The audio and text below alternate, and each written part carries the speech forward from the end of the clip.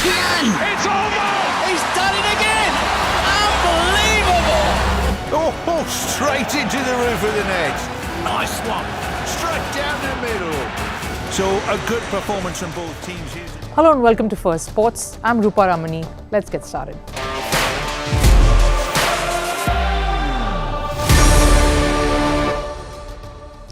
Right on the show today, a terror threat looms large over the Cricket World Cup in the West Indies. The Prime Minister of Trinidad and Tobago says the threat is not hoax and that terrorism is a real danger in these times of polarization.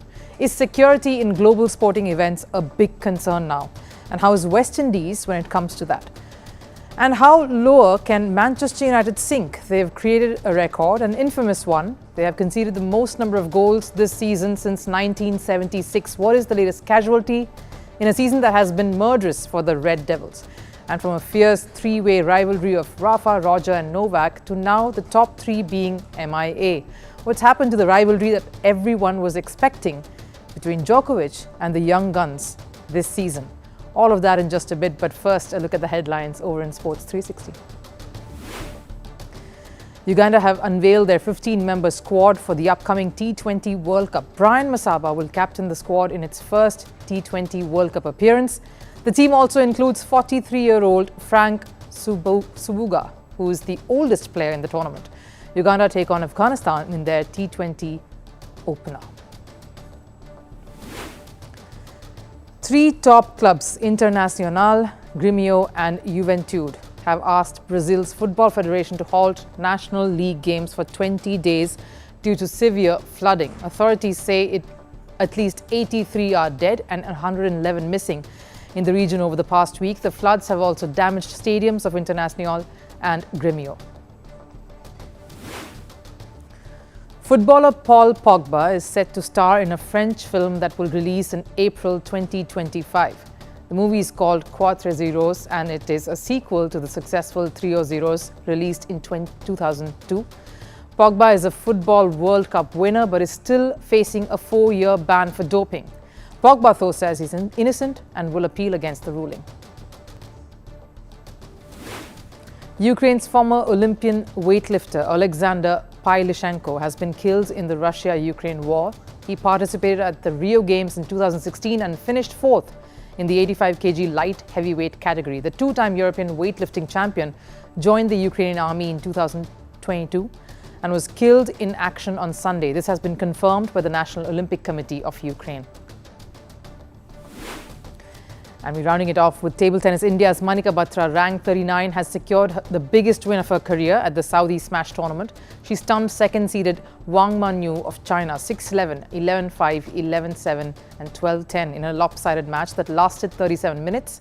Batra, who has qualified for the Paris Olympics, awaits her opponent for the quarterfinals.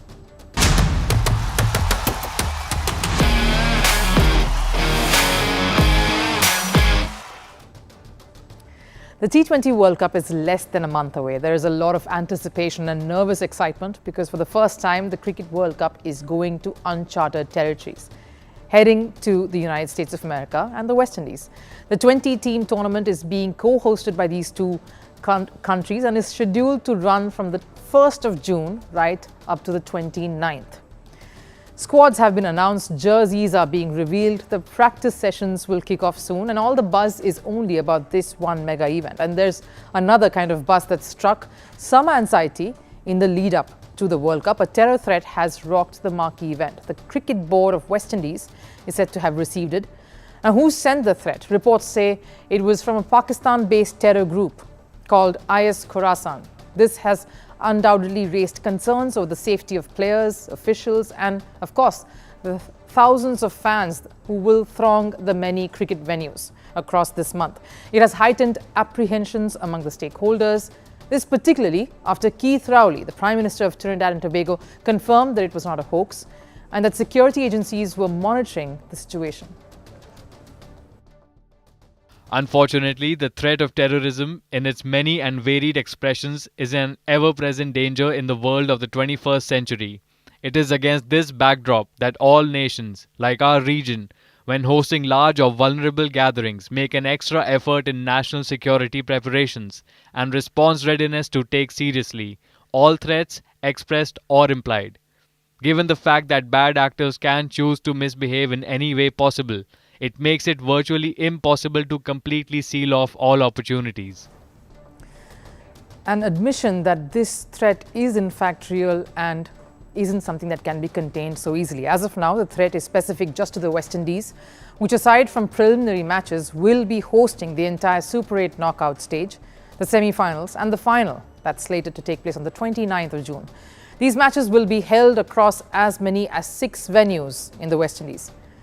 That includes Antigua and Barbuda, Barbados of course, Guyana, St. Lucia, St. Vincent and the Grenadines, Trinidad and Tobago. These are some of the venues that hosted the last T20 Men's World Cup in 2010. That's the last time that West Indies hosted a T20 Men's World Cup. So each venue poses its own share of security threats. The logistics of it all seems too daunting, especially for the West Indies that are a group of islands. The security statements will entail massive crowd management, perimeter control, proper surveillance. Unlike tournaments held in a single location, this decentralized format is also a factor that only compounds the issue instead of simplifying it. The International Cricket Council stepped in to try and assuage, calm everyone down in a combined statement with Cricket West Indies. The ICC said a comprehensive security plan is in place. We work closely with authorities in the host countries and cities and continually monitor and evaluate the global landscape to ensure appropriate plans are in place to mitigate any risks identified to our event. We want to assure all stakeholders that safety and security of everyone at the ICC Men's T20 World Cup is our number one priority, and we have a comprehensive and robust security plan in place.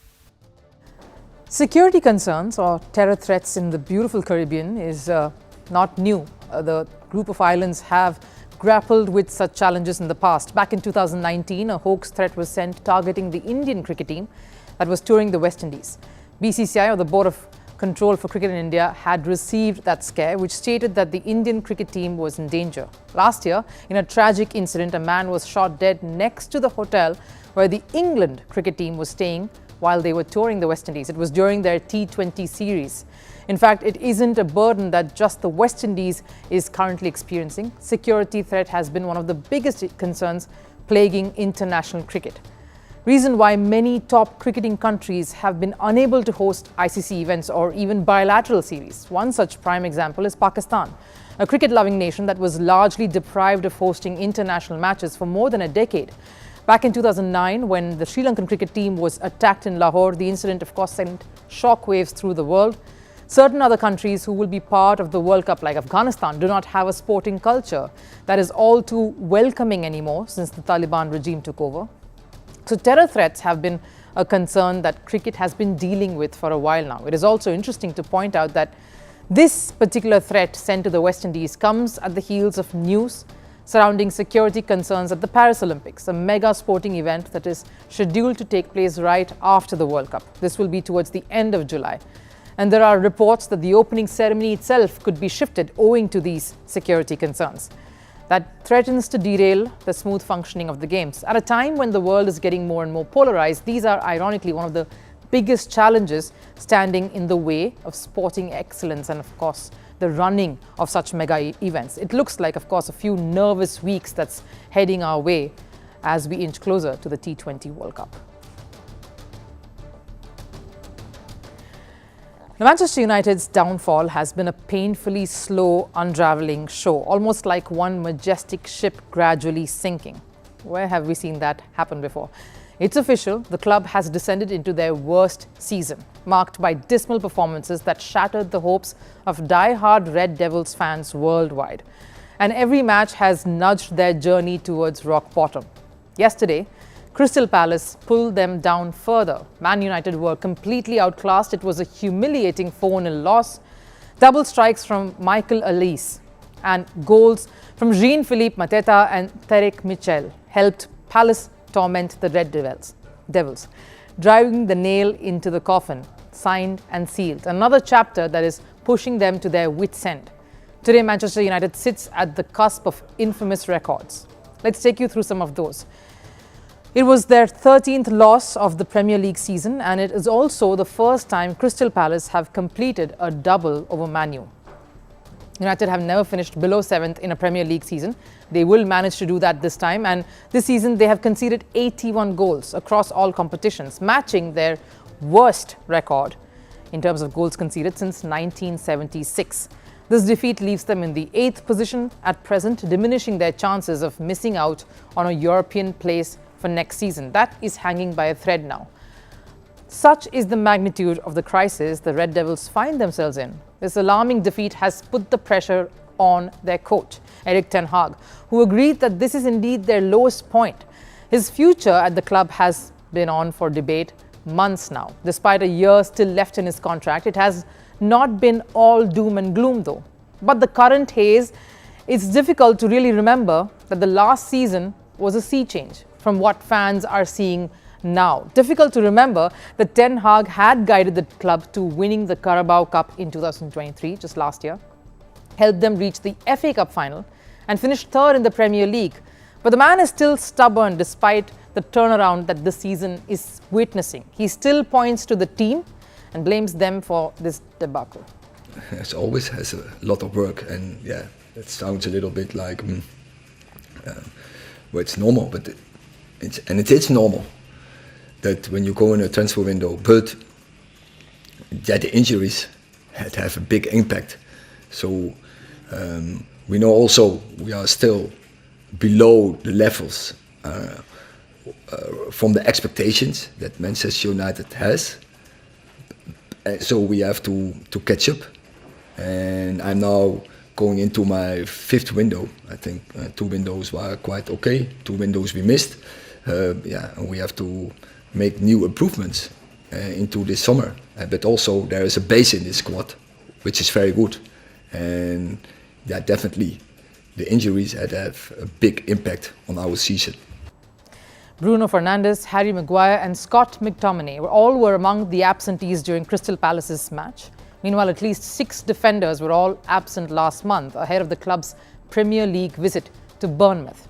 But these reasons don't fully account for the consistently poor performances that the team has put in. Ten Hag says that the team was hammered by Crystal Palace. Former footballer and now commentator Jamie Carragher says the defeat is an utter embarrassment. It does look like the team is at one side and Ten Hag is at the other end. They aren't seeing eye to eye through this season, and that just can't do well for Manchester United. The question is, can Ten Hag come out of this unscathed? How long can he push the inevitable? As each lackluster performance chips away from his hand, the writing on the wall becomes clearer. His prospect of remaining at the club is definitely dwindling. And that loss has surely rankled fans even more. If the memes and the rants over the last few months were not enough, the anger and ire towards Ten Hag is real. After the game concluded last night, fans at the stands sang in unison. Listen in.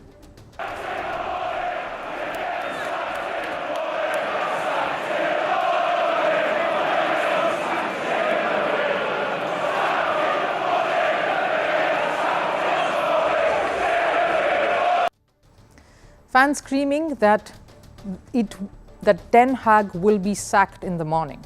That's the vibe. That's the kind of ire that all the fans are experiencing. They've had enough. But Ten Hag remains defiant. That seems to be his only strong, true quality at this point, to stare at the face of failure with equal contempt. When asked in an interview post the match if he was still the right man to do the job, he remained confident. According to a report released by UEFA, Manchester United spent over $1.42 billion on their squad last season. It included big money transfers like Anthony, Jadon Sancho and Casemiro, all of whom have been underwhelming this season. Brazil's Anthony has struggled to make an impact since joining the club for a fee of over $100 million. One of the biggest disappointments for them was Marcus Rashford. He has managed to score just 7 goals in Premier League this season. The Red Devils next face Arsenal. What a brutal face-off that promises to be. They will be welcoming the Gunners at the Old Trafford on the 12th of May. Ten Hag is walking on eggshells at the moment. The missteps are far too many to count and the losses are only piling on. He doesn't have the faith in his team and it doesn't work either way. And the question is, what is Ratcliffe and the new management's next plan of action? Because fans are only getting edgier by each passing game. The big three in men's tennis have always been the most fiercely competitive. We saw the best top three for over a decade, with Rafael Nadal, Roger Federer and Novak Djokovic pushing each other, breathing down each other's necks and competing with each other like there was no one else. That was the top three, a fierce trio who ruled world tennis. Fast forward to the top three in this era. There's Novak Djokovic, of course, and snapping at his heels are two youngsters, Jannik Sinner and Carlos Alcaraz, number 2 and number 3 in the world. And 2024 was the year that everyone touted to see these three battle it out for supremacy. What's happening, though, is that all of them have been MIA, missing in action. They've either been caught up in injuries or personal struggles. Where's the famed tennis rivalry these days?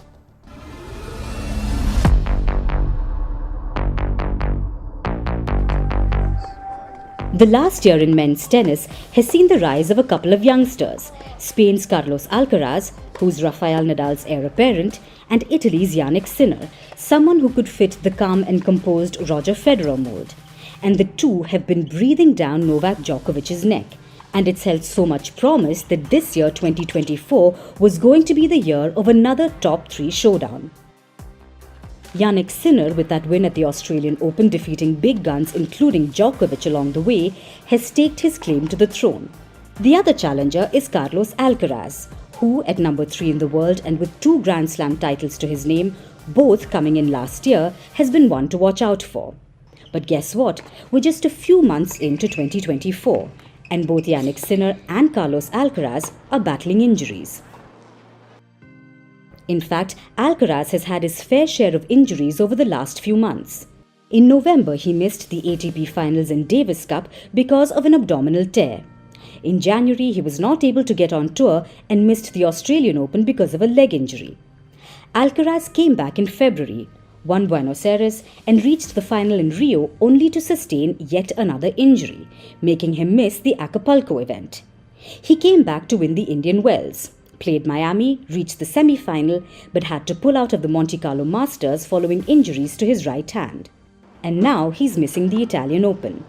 No hay pruebas, pero there is no evidence, but as I said, I don't want to take things for granted because I already saw it in Barcelona.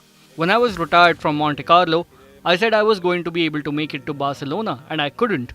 That made things 2 times more painful. So right now I don't want to take anything for granted. But if I keep feeling like this, then I'll probably back out on court.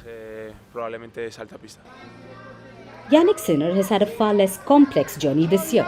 He's participated in all of the tournaments he's wanted to, but has just the 2 titles, Miami and Rotterdam, to show. A hip injury has sidelined him from the Italian Open as well. Ripeto, ci saranno più risposte tra... Let me repeat this. We will know more in a week and a half. Of course, I will only take part in Roland Garros if I am 100% fit. If there is a slight doubt, then we will see. Let's talk about Novak Djokovic. He's only played a couple of ATP events post the Australian Open and has had disappointing results in both, losing in the earlier round at the Indian Wells and semi-finals at the Monte Carlo Masters. He's not showed any signs of discomfort or any injury, which is incredible given his rigorous gameplay. But he has been in a bit of a strife as far as his personal struggles go. He parted ways with his long-term coach Goran Ivanisevic, and he's been contemplating the road ahead without a coach, getting through what would be a challenging phase with no mentor by his side. Well, I think he answered it very well the other day in his interview, where he said that we just both felt we gave each other in this relationship the maximum, and it was time to move on. So it's pretty simple. He remains, one of the most successful coaches in the history of the game. What we've done is something that cannot be, deleted. So results and history speaks for itself, and he remains, of course, a dear friend of me and my family. So, yeah, that's all I can say. A year that was supposed to see these three at their best, battling it out in the penultimate stages and maybe even the occasional final, has not happened. The season so far is proving to be an anticlimactic one. A tennis world that has pampered us with the best of rivalries for years is suddenly facing a bit of a roadblock. No wonder players like Alex de Minaur, Casper Ruud and Andrei Rublev are pocketing key big events, because a lack of the big three coming in. And with the French Open around the corner and this being an Olympics year, time is ticking for the three to get going. Recover from injuries of the body and the mind to bring back some much needed heat to the tennis courts this summer. Time for last serve. Cricket fever is truly on, and why not? There's a World Cup around the corner. We'll take you to a small little village in Scotland where the cricket, and it's the only club, where the cricket ground is by the sea and their cricket pitch is beachy sands. Take a look.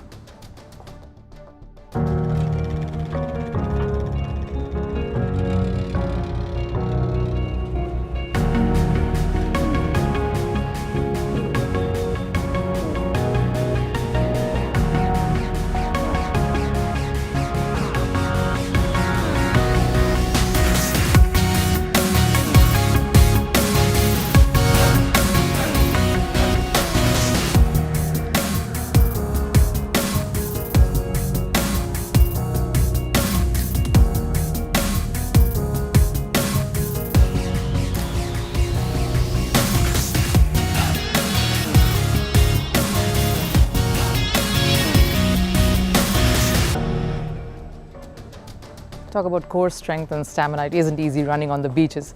But thanks for joining in on Firstpost. I'll see you again tomorrow. Till then, take care.